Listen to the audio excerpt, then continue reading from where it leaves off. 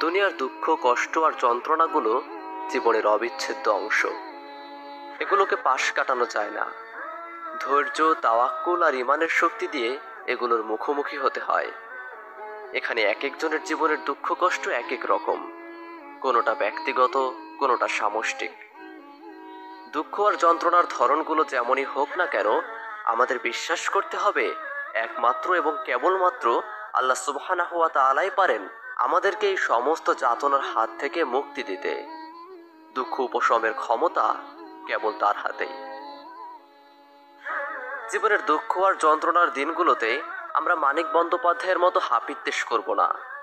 আল্লাহর ব্যাপারে সামান্যতম সন্দেহ আর অবিশ্বাসকে জায়গা দেব না অন্তরে। আমাদের বিশ্বাস হবে নবী আইয়ুব আলাইহিস সালামের মতো, মরণ ব্যাধিতে জীবন বিপন্ন হওয়ার মুখেও যিনি আল্লাহ সুবহানাহু ওয়া তাআলার ওপর থেকে একটা মুহূর্তের জন্যেও ভরসা হারাননি। অন্তরের সবটুকু বিশ্বাস আর ভালোবাসা থেকে যিনি বলেছিলেন, রব আমার, দুঃখ কষ্ট আমাকে স্পর্শ করেছে, আপনি তো দয়ালুদের মধ্যে শ্রেষ্ঠ দয়ালু।